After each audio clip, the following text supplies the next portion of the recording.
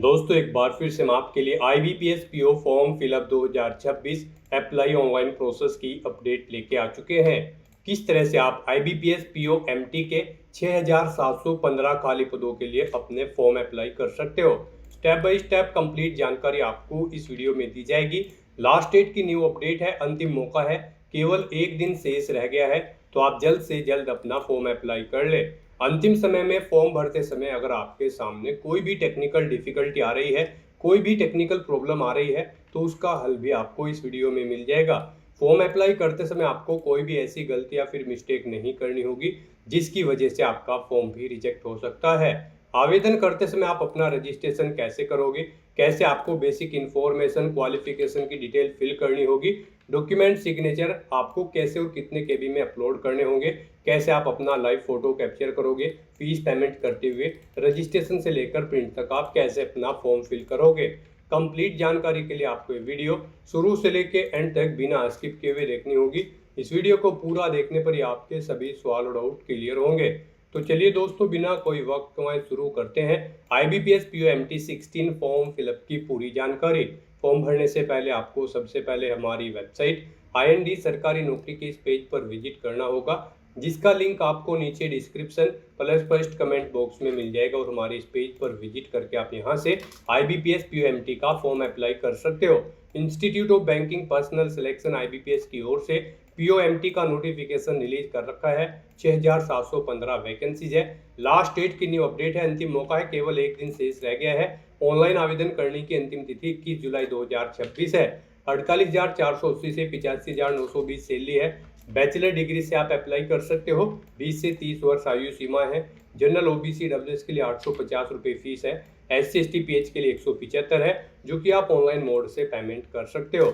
Online pre exam, online main exam, common interview और provisional allotment के आधार पर आपका सिलेक्शन होगा।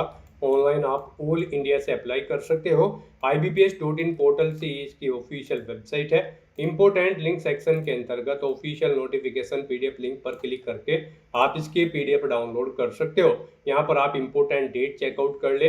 साथ साथ यहाँ पर आपको एलिजिबिलिटी की डिटेल इसमें देखने को मिल जाएगी। एज लिमिट, एज रिलैक्सेशन की जानकारी आपको यहाँ पर प्रोवाइड करा दी गई है। एग्जामिनेशन पैटर्न, सिलेबस आपको प्री और मेन दोनों एग्जाम के लिए यहाँ पर टॉपिक वाइज पूरा डिटेल में दे दिया गया है। साथ ही साथ हाउ टू अप्लाई प्रोसीजर आपको यहाँ पर देखने को मिल जाएगा। आप यहाँ से इंपोर्टेंट डेट चेकआउट कर ले। फीस पेमेंट की इन्फॉर्मेशन आप यहाँ से चेकआउट कर सकते हो। बैंक वाइज आपको कैटेगरी वाइज यहाँ पर टोटल वैकेंसीज की इन्फॉर्मेशन देखने को मिल जाएगी। प्री और मेन एग्जाम के लिए आपको यहाँ पर सेंटर की लिस्ट दे दी गई है। ऑल ओवर इंडिया के अंतर्गत जो सेंटर रहेंगे। फॉर्म अप्लाई करते समय आपको अपना फोटोग्राफ किस प्रकार से यहाँ पर अपलोड करना होगा, लाइव फोटो कैप्चर आप कैसे करोगे, signature, left thumb impression, handwritten declaration upload करने के लिए सभी जनरल गाइडलाइंस आपको यहाँ पर देखने को मिल जाएगी। तो फॉर्म अप्लाई करने से पहले आपको नोटिफिकेशन की PDF पूरा पढ़ना अनिवार्य है। इसको पूरा पढ़ने से ही आपके सभी सवाल और डाउट क्लियर होंगे। PDF रीड आउट करने के बाद में आपको अप्लाई ऑनलाइन के इस लिंक पर क्लिक करना होगा, तो आपके सामने ऑनलाइन आवेदन करने का ये ऑफिशियल पोर्टल ओपन हो जाएगा। गाइस, यहाँ पर अगर आपने पहले से रजिस्ट्रेशन कर रखा है तो आपको login for already registered candidate की स्टेप पर क्लिक करना है। उसके बाद आपके सामने लॉगिन का पॉपअप शो होगा। यहाँ पर आपको अपना रजिस्ट्रेशन नंबर एंटर करना है, अपना पासवर्ड आपको एंटर करना है, ये कैप्चा कोड आपको यहाँ पर एंटर करना है और उसके बाद आपको सबमिट के स्टेप पर क्लिक करते हुए लॉगिन करके अपना फॉर्म अप्लाई कर लेना है। और अगर आप इस भर्ती के लिए फर्स्ट टाइम अप्लाई करने जा रहे हो तो सबसे पहले यहाँ पर आपको अपना रजिस्ट्रेशन करना होगा। उसके लिए आपको click here for new registration की टैब दी गई है, आप इस पर क्लिक करें। आपके सामने यहाँ पर रजिस्ट्रेशन का फॉर्म ओपन हो जाएगा। इसमें आपको अपनी बेसिक इन्फॉर्मेशन प्रोवाइड करते हुए अपना रजिस्ट्रेशन करना है। सबसे पहले यहाँ पर आपको अपना फर्स्ट नेम एंटर करना है, उसे एक बार फिर से एंटर करके कंफर्म कर लेना है। फिर अगर आपका मिडिल नेम और लास्ट नेम है तो वो यहाँ पर आप एंटर कर दें, नहीं है तो इन कॉलम्स को आप खाली छोड़ सकते हैं। उसके बाद यहाँ पर आपको आपका फुल नेम शो कर दिया जाएगा। जो नेम यहाँ पर आप प्रोवाइड कराएंगे उसके अकॉर्डिंग यहाँ पर आपको आपका फुल नेम शो कर दिया जाएगा। अगर यहाँ पर आपका मिडिल नेम है तो फिर आप इस चेकबॉक्स को भी ओके कर देंगे। इस तरह से यहाँ पर आपको अपना नेम एंटर करना है। उसके बाद आपसे पूछा गया है कि क्या आपने कभी अपना नाम चेंज किया है। अगर किया है तो आप यस करेंगे और वो चेंज नेम यहाँ पर आप देंगे। नहीं किया है कभी चेंज तो आप यहाँ पर नो ऑप्शन सेलेक्ट कर लेंगे। उसके बाद गाइस, यहाँ पर आपको अपना मोबाइल नंबर एंटर करना है। फिर यहाँ पर उसे एक बार फिर से एंटर करके आपको कंफर्म कर लेना है। कोई अल्टरनेट मोबाइल नंबर है तो वो यहाँ पर आप एंटर कर सकते हैं, नहीं है तो इस कॉलम को आप खाली छोड़ सकते हैं। उसके बाद यहाँ पर आपसे पूछा गया है आपने जो मोबाइल नंबर प्रोवाइड कराया है वो आपका अपना है या फिर पेरेंट्स का है। आप अपने अकॉर्डिंग यहाँ पर ऑप्शन सेलेक्ट करेंगे। उसके बाद यहाँ पर आपको अपनी ईमेल आईडी के शुरू के कैरेक्टर एंटर करने हैं और सेकंड कॉलम में से आपको डोमेन नेम सेलेक्ट कर लेना है जिस पर आपकी ईमेल आईडी है। फिर यहाँ पर आपको अपनी कंप्लीट ईमेल आईडी टाइप करनी है। उसके बाद आपको ये कैप्चा कोड यहाँ पर एंटर करना है और फिर सेव एंड नेक्स्ट के इस ऑप्शन पर क्लिक करना है। फिर यहाँ पर आपको अपना मोबाइल नंबर और ईमेल आईडी वेरीफाई करने हैं। उसके लिए गाइज आपको यहाँ पर ये कैप्चा कोड इस बॉक्स में एंटर करना है और फिर आपको मोबाइल नंबर के सामने सेंड ओटीपी के ऑप्शन पर क्लिक करना है। उसके बाद आपके मोबाइल नंबर पर एक ओटीपी आएगा, वो ओटीपी आपको यहाँ पर एंटर करके अपना मोबाइल नंबर वेरीफाई कर लेना है। फिर ऐसे ही यहाँ पर आपको ये कैप्चा कोड इस बॉक्स में एंटर करना होगा और फिर ईमेल आईडी के सामने सेंड ओटीपी के ऑप्शन पर क्लिक करना होगा। फिर आपकी ईमेल आईडी पर एक ओटीपी आएगा, वो ओटीपी भी आपको यहाँ पर एंटर करके अपनी ईमेल आईडी भी वेरीफाई कर लेनी है। इस तरह से यहाँ पर आपको अपना मोबाइल नंबर और ईमेल आईडी का वेरिफिकेशन कर लेना है और उसके बाद फिर आपको नेक्स्ट के इस ऑप्शन पर क्लिक करना है। इस तरह से यहाँ पर आपका रजिस्ट्रेशन सक्सेसफुली कंप्लीट हो चुका है। आपको यहाँ पर ऊपर आपका एक रजिस्ट्रेशन नंबर और पासवर्ड प्रोवाइड कर दिए गए हैं। ये रजिस्ट्रेशन नंबर और पासवर्ड आपके रजिस्टर्ड मोबाइल नंबर और ईमेल आईडी पर भी सबमिट कर दिए गए हैं। आपको इन्हें केयरफुली नोट डाउन करके रख लेना है फ्यूचर यूज के लिए। और गाइस यहाँ पर अब आपको अपना पासपोर्ट साइज फोटो अपलोड करना है। उसके बाद आपको अपना लाइव फोटो कैप्चर करना है और फिर आपको यहाँ पर अपने सिग्नेचर अपलोड करने हैं। तो यहाँ पर अपना फोटो अपलोड करने के लिए आपको और सिग्नेचर अपलोड करने के लिए गाइडलाइन दी गई है। आपको यहाँ पर guideline for scanning the photograph and signature के इस लिंक पर क्लिक करना है। उसके बाद आपके सामने ये पीडीएफ ओपन हो जाएगी। यहाँ पर आपका जो पासपोर्ट साइज फोटो अपलोड होगा उसकी डायमेंशन 4.5 सेंटीमीटर इंटू 3.5 सेंटीमीटर होनी चाहिए और यहाँ पर आपकी फाइल का साइज 20 KB से 50 KB के बीच में होना चाहिए। ये यहाँ पर जेपीजी या फिर जेपीईजी फॉर्मेट में होनी चाहिए। उसके बाद आपको अपना लाइव फोटो कैप्चर करना है। इसके लिए भी आपको गाइडलाइन दी गई है कैसे आपको अपना लाइव फोटो कैप्चर करना है। फिर आपको यहाँ पर अपने सिग्नेचर अपलोड करने हैं। सिग्नेचर की डायमेंशन आपकी 140 इंटू 60 पिक्सल होनी चाहिए। 10 KB से 20 KB के बीच में फाइल का साइज होना चाहिए। कैपिटल लेटर्स में आपके सिग्नेचर नहीं होने चाहिए। ये जेपीजी या फिर जेपीईजी फॉर्मेट में आपकी फाइल होनी चाहिए। तो यहाँ पर आपको अपना पासपोर्ट साइज फोटो अपलोड करने के लिए ब्राउज के इस ऑप्शन पर क्लिक करना है, फाइल को सिलेक्ट कर लेना है और अपना passport size recent colour photo यहाँ पर आपको अपलोड कर देना है। उसके बाद आपको I confirm that this is my recent not more than 6 month old photograph, इस चेकबॉक्स को आपको ओके करना है। उसके बाद यहाँ पर आपको अपना लाइव फोटो कैप्चर करना है। लाइव फोटो कैप्चर करने के लिए आपके पास दो ऑप्शन है। आप अपने वेब कैमरा के थ्रू कैप्चर फोटो के इस ऑप्शन पर क्लिक करते हुए अपना लाइव फोटो कैप्चर कर सकते हो और अगर आपके पास वेब कैमरा नहीं है तो फिर आप अपने मोबाइल फोन के थ्रू अपना लाइव फोटो कैप्चर कर सकते हो। उसके लिए आपको क्लिक हियर टू स्कैन के इस ऑप्शन पर क्लिक करना है। ये क्यूआर कोड आपको शो होगा, आप इसे अपने क्यूआर कोड रीडर ऐप से स्कैन करें। आपके मोबाइल में जो भी क्यूआर कोड ऐप रीडर होगा उसके थ्रू आप इसे स्कैन करें। आपके मोबाइल पर एक लिंक जाएगा जिस पर क्लिक करते हुए यहाँ पर आपको अपना लाइव फोटो कैप्चर कर लेना है। फोटो कैप्चर करते समय आपको कुछ चीजों का ध्यान रखना है। जब आप अपना फोटो कैप्चर करेंगे उस स्थान पर प्रॉपर वे में लाइट होनी चाहिए जिस स्थान पर आप अपना फोटो कैप्चर कर रहे हैं। सिंपल प्लेन बैकग्राउंड आपका होना चाहिए। आपको अपने चेहरे पर कोई चश्मा वगैरह नहीं लगाना है, सर पर कोई टोपी नहीं पहननी है और कानों में ईयरफोन्स वगैरह नहीं लगाने हैं। तो इन चीजों का ध्यान रखते हुए यहाँ पर आपको बिल्कुल सीधा फॉरवर्ड देखते हुए अपना लाइव फोटो कैप्चर कर लेना है। लाइव फोटो कैप्चर करने के बाद आपको इस चेकबॉक्स को ओके करना है। उसके बाद यहाँ पर आपको अपने सिग्नेचर अपलोड करने हैं। सिग्नेचर अपलोड करने के लिए भी आपको ब्राउज के इस ऑप्शन पर क्लिक करना है, फाइल को सिलेक्ट कर लेना है और अपने सिग्नेचर यहाँ पर आपको अपलोड कर देने हैं। उसके बाद आपको यहाँ पर इस चेकबॉक्स को ओके करना है। इस तरह से अपने फोटो सिग्नेचर अपलोड करने के बाद फिर आपको यहाँ पर नेक्स्ट के इस ऑप्शन पर क्लिक करना है। फिर यहाँ पर आपको अपनी कुछ और बेसिक डिटेल्स प्रोवाइड करनी है। यहाँ पर सबसे पहले आपको अपनी कैटेगरी सिलेक्ट करनी है। आप जिस कैटेगरी से बिलोंग करते हैं, general, EWS, SC, ST, OBC, आप अपने अकॉर्डिंग यहाँ पर ऑप्शन सेलेक्ट करें। उसके बाद यहाँ पर आपसे पूछा गया कि क्या आप पीडब्ल्यूबीडी कैंडिडेट हैं और आपकी डिसेबिलिटी 40% से अबव है। अगर है तो आप यस करेंगे, अपनी डिसेबिलिटी का टाइप सेलेक्ट करेंगे और फिर आप यहाँ पर अपनी डिसेबिलिटी का सब टाइप सेलेक्ट करेंगे। इस तरह से यहाँ पर आपको अपनी डिसेबिलिटी की डिटेल देनी होगी और अगर आप यहाँ पर डिसेबल्ड कैंडिडेट नहीं है तो आप सिंपली नो ऑप्शन सेलेक्ट कर लेंगे। फिर आपको ये आगे की डिटेल नहीं देनी है, इन कॉलम्स को डिसेबल्ड कर दिया जाएगा। उसके बाद यहाँ पर ये भी आपको आपकी PWBD अगर आप कैंडिडेट होंगे तो ये डिटेल आपको देनी होगी, अगर नहीं होंगे तो फिर आपको ये डिटेल यहाँ पर डिसेबल्ड कर दी जाएगी। उसके बाद आपसे पूछा गया है कि क्या आप person with specified disability covered करना चाहते हैं under the definition of section 2S के। अगर चाहते हैं तो यस करें और फिर उसकी डिटेल दें, नहीं चाहते हैं तो नो ऑप्शन सेलेक्ट कर लें। उसके बाद आपसे पूछा गया है कि क्या आपको यहाँ पर एक्सपीरियंस है किसी गवर्नमेंट या फिर सेमी गवर्नमेंट या फिर पब्लिक सेक्टर ऑर्गेनाइजेशन में। अगर है तो आप यहाँ पर यस करेंगे, नहीं है आपको कोई एक्सपीरियंस तो आप सिंपली नो ऑप्शन सेलेक्ट करेंगे। उसके बाद आपसे पूछा गया है कि क्या आप एक सर्विसमैन कैंडिडेट हैं। अगर है तो आप यस करें और अपनी सर्विस की डिटेल यहाँ पर प्रोवाइड कराएं, जैसे कि कितने मंथ्स की आपने सर्विस की है, डेट यहाँ पर सेलेक्ट करें, मंथ, ईयर। इस तरह से यहाँ पर आपको अपनी सर्विस की डिटेल देनी होगी। और अगर आप एक सर्विसमैन नहीं है तो आप सिंपली नो ऑप्शन सेलेक्ट कर लेंगे, फिर ये डिटेल आपको डिसेबल्ड कर दी जाएगी, ये आपको डिटेल नहीं देनी होगी। उसके बाद आपसे पूछा गया है कि क्या आप माइनॉरिटी कम्युनिटी से बिलोंग करते हैं। अगर करते हैं तो यस करेंगे और अपनी कम्युनिटी सेलेक्ट करेंगे, रिलीजन सेलेक्ट करेंगे, आप जिस माइनॉरिटी कम्युनिटी से बिलोंग करते हैं।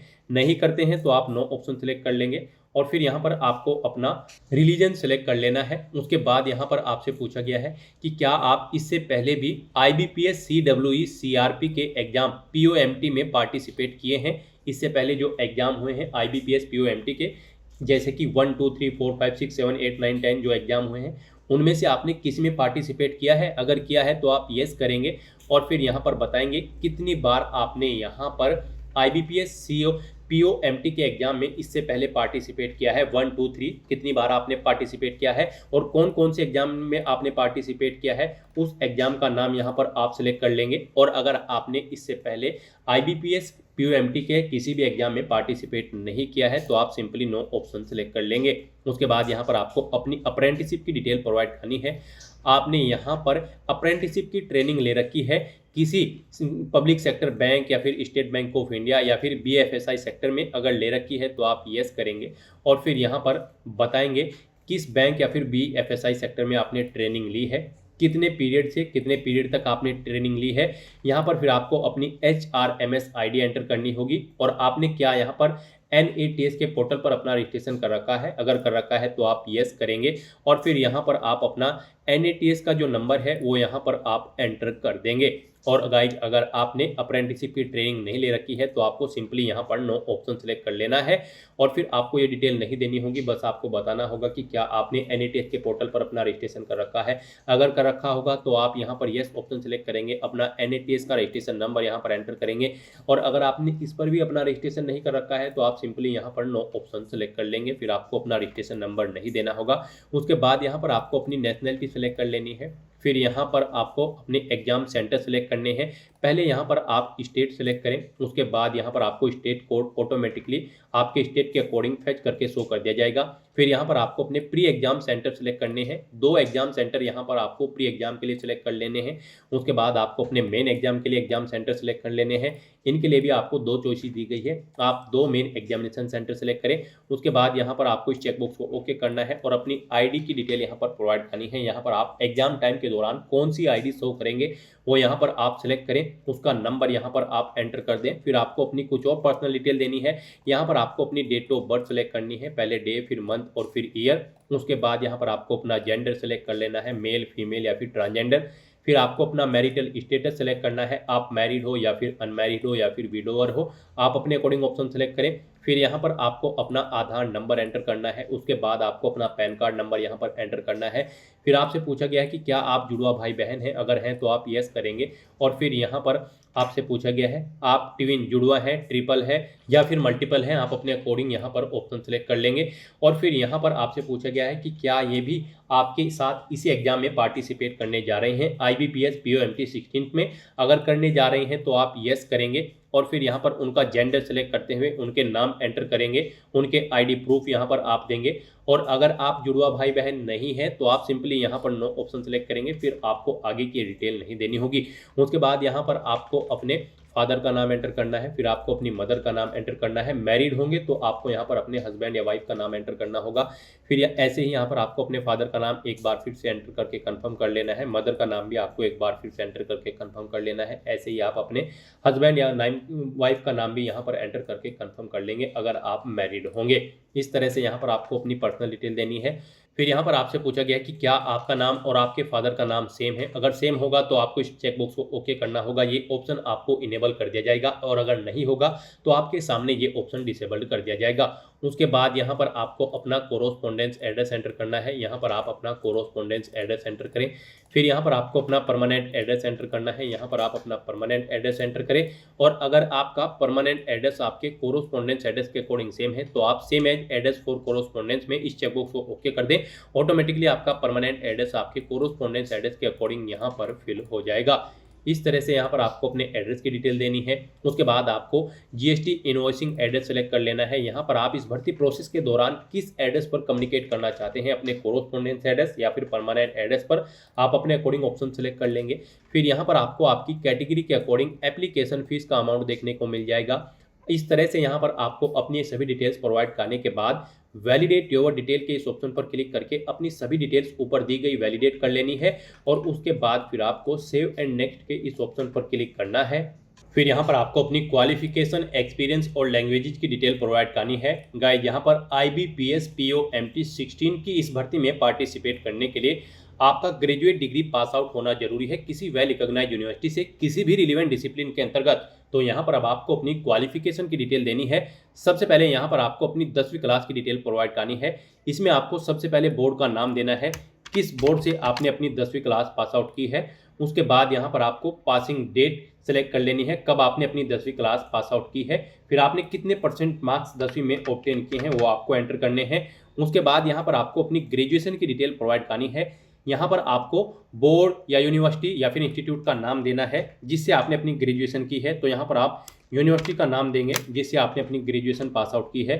फिर आप बताएंगे ग्रेजुएशन आपने किस में पास आउट की है, BSc, BCom, BA, BTech या फिर मैनेजमेंट या फिर B फार्मा। आप अपने अकॉर्डिंग ऑप्शन सेलेक्ट करेंगे जिसमें भी आपने अपनी ग्रेजुएशन कंप्लीट की है। उसके बाद आपको अपना स्पेशलाइजेशन या फिर सब्जेक्ट सेलेक्ट करना है जिसमें आपने अपनी ग्रेजुएशन पास आउट की है। उसके बाद आपको पासिंग डेट सेलेक्ट कर लेनी है, कब आपने अपनी ग्रेजुएशन पास आउट की है वो डेट आप सेलेक्ट करें। कितने % मार्क्स आपने इसमें ऑब्टेन किए हैं वो यहाँ पर आप एंटर कर दें। इस तरह से यहाँ पर आपको अपनी ग्रेजुएशन की डिटेल देनी है। यहाँ पर अगर आपने ग्रेजुएशन कर रखी है तो आप अपनी ग्रेजुएशन की डिटेल प्रोवाइड कर दें। उससे ऊपर भी अगर आपने कोई क्वालिफिकेशन कर रखी है, जैसे कि पोस्ट ग्रेजुएशन या फिर कोई प्रोफेशनल क्वालिफिकेशन या फिर कोई अन्य क्वालिफिकेशन कर रखी है, तो उसकी डिटेल भी आप सेम ऐसे ही यहाँ पर प्रोवाइड कर सकते हैं। अगर नहीं कर रखी है तो इन कॉलम्स को आप खाली छोड़ सकते हैं। उसके बाद आपसे पूछा गया है कि क्या आपको कंप्यूटर की नॉलेज है, कंप्यूटर पर कार्य करने की नॉलेज है। अगर है तो आप यस करें, और फिर बताएं आपके पास कंप्यूटर में सर्टिफिकेट है या फिर डिप्लोमा है या फिर डिग्री है। आप अपने अकॉर्डिंग ऑप्शन सेलेक्ट करेंगे, और अगर आपको नॉलेज नहीं है आप सिंपली यहाँ पर नो ऑप्शन सेलेक्ट कर लेंगे। फिर यहाँ पर आपसे पूछा गया कि क्या आपको कोई वर्क एक्सपीरियंस है। अगर है तो यहाँ पर आप अपने एक्सपीरियंस की डिटेल प्रोवाइड कराएंगे, और अगर आपको एक्सपीरियंस नहीं है तो आप इस सेक्शन को खाली छोड़ देंगे। यहाँ पर इस भर्ती में पार्टिसिपेट करने के लिए एक्सपीरियंस रिक्वायर्ड नहीं है, और अगर आपको एक्सपीरियंस है और आप उसकी डिटेल देना चाहते हैं तो कुछ इस तरह से आप डिटेल देंगे। यहाँ पर आपसे पूछा गया कि क्या आप प्रेजेंट में भी कार्यरत हैं। अगर है तो यस करें, नहीं तो नो ऑप्शन सेलेक्ट करें। उसके बाद यहाँ पर आपको अपना नाम देना है, अपनी डेजिग्नेशन देनी है, किस पोस्ट पर आप कार्यरत थे या फिर हैं। फिर यहाँ पर आपको बताना है कब से कब तक आप कार्यरत थे या फिर हैं। फिर यहाँ पर आपको नेचर ऑफ ड्यूटी एंटर करनी है, अपनी आपकी नेचर ऑफ ड्यूटी कैसी है। उसके बाद यहाँ पर अगर आप जॉब छोड़ चुके हैं तो उसे छोड़ने का कारण आपको देना होगा। ये डेट जो यहाँ पर आप सिलेक्ट करेंगे इनके अकॉर्डिंग आपके एक्सपीरियंस के ईयर मंथ्स कैलकुलेट करके आपको शो कर दिए जाएंगे। इस तरह से यहाँ पर आपको अपने एक्सपीरियंस की डिटेल प्रोवाइड कर देनी है अगर आपको एक्सपीरियंस है। और अगर आपको एक से ज़्यादा जगह वर्किंग एक्सपीरियंस है तो आप ऐड मोर के इस ऑप्शन पर क्लिक करेंगे। सेम ऐसा ही एक कॉलम यहाँ पर ऐड हो जाएगा, और उसमें आप अपने एक्सपीरियंस की सेम ऐसे ही डिटेल प्रोवाइड कर सकते हैं। इस तरह से यहाँ पर आपको अपनी एक्सपीरियंस की डिटेल देनी है। अगर आपको एक्सपीरियंस है नहीं है तो इस कॉलम को आप खाली छोड़ दें। फिर यहाँ पर आपसे पूछा गया है कि क्या आप प्री एग्जाम ट्रेनिंग लेने के इच्छुक है। अगर आप SC, ST, OBC या फिर रिलीजियस माइनॉरिटी कम्युनिटी के कैंडिडेट हैं, अगर हैं तो आप यस करेंगे, और नहीं है आप इच्छुक तो आप नो ऑप्शन सेलेक्ट कर लेंगे। फिर आपसे पूछा गया है कि क्या आपके ऊपर कोर्ट में कोई प्रोसिक्यूशन या डिटेंशन या फिर फाइन या फिर कन्विक्शन है। अगर है तो आप यस करेंगे, और फिर उसे यहाँ पर आप स्पेसिफाई करेंगे। नहीं है तो आप नो ऑप्शन सेलेक्ट कर लेंगे। उसके बाद यहाँ पर आपको अपनी लैंग्वेजेस की डिटेल देनी है। यहाँ पर आपको कम से कम हिंदी लैंग्वेज रीड, राइट और स्पीक होनी जरूरी है। तो यहाँ पर आपको तीनों ऑप्शन इनेबल कर देने हैं हिंदी लैंग्वेज में। उसके बाद आप जो भी लैंग्वेज जानते हैं वो यहाँ पर आप सिलेक्ट करें, और उसमें आप बताएं आप उसे रीड करना जानते हैं, राइट करना जानते हैं या फिर स्पीक करना जानते हैं। जो जो भी उसमें आप जानते हैं वो ऑप्शन आप इनेबल कर देंगे। इस तरह से यहाँ पर आपको अपनी लैंग्वेज की डिटेल प्रोवाइड करनी है। तो गाइज यहाँ पर आपको इस तरह से अपनी क्वालिफिकेशन, एक्सपीरियंस और लैंग्वेज की डिटेल देनी है और उसके बाद फिर आपको यहाँ पर वैलिडेट योर डिटेल के ऑप्शन पर क्लिक करके अपनी ये सभी डिटेल्स वैलिडेट कर लेनी है और फिर आपको सेव एंड नेक्स्ट के इस ऑप्शन पर क्लिक करना है। नेक्स्ट यहाँ पर आपको अपनी बैंक प्रेफरेंस देनी है। यहाँ पर IBPS POMT की जो ये भर्ती है 11 नेशनलाइज्ड बैंक में कंडक्ट होने जा रही है। तो गाइज यहाँ पर आप जिस बैंक में फर्स्ट नंबर पर जॉब करना चाहते हैं उसे फर्स्ट नंबर पर यहाँ पर आप सेलेक्ट करेंगे, जिसमें आप सेकंड नंबर पर जॉब करना चाहते हैं उसे यहाँ पर आप सेकंड नंबर पर सेलेक्ट कर लेंगे। तो इस तरह से यहाँ पर आपको 1 बाय 1 करके अपनी बैंक प्रेफरेंस यहाँ पर देनी है। आप जिस बैंक में जिस नंबर पर जॉब करना चाहते हैं उस नंबर पर उसे आप सेलेक्ट करें और यहाँ पर इस सेकंड कॉलम में आप 1 बाय 1 करके अपने सभी बैंक्स ऐड कर दें। इस तरह से यहाँ पर आपको अपनी बैंक प्रेफरेंस देनी है। उसके बाद फिर आपको यहाँ पर वैलिडेट योर डिटेल के इस ऑप्शन पर क्लिक करते हुए अपनी डिटेल वैलिडेट कर लेनी है और फिर गाइज आपको यहाँ पर सेव एंड नेक्स्ट के इस ऑप्शन पर क्लिक करना है।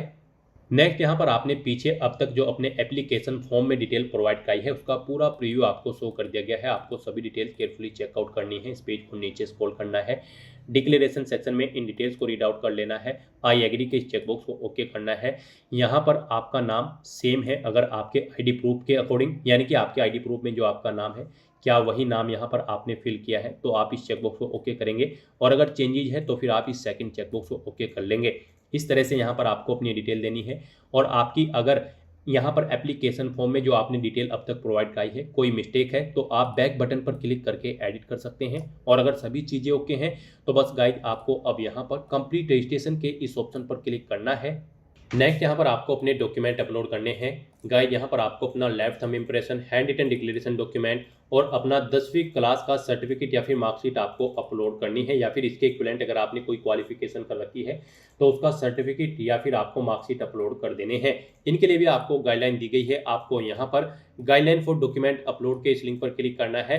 उसके बाद आपके सामने ये PDF ओपन होगी, यहाँ से आप चेकआउट कर सकते हो। आपका जो लेफ्ट थंब इम्प्रेशन है वो यहाँ पर उसकी डायमेंशन 240x240 पिक्सल होनी चाहिए। JPG या फिर JPEG फॉर्मेट में आपका ये डॉक्यूमेंट होना चाहिए।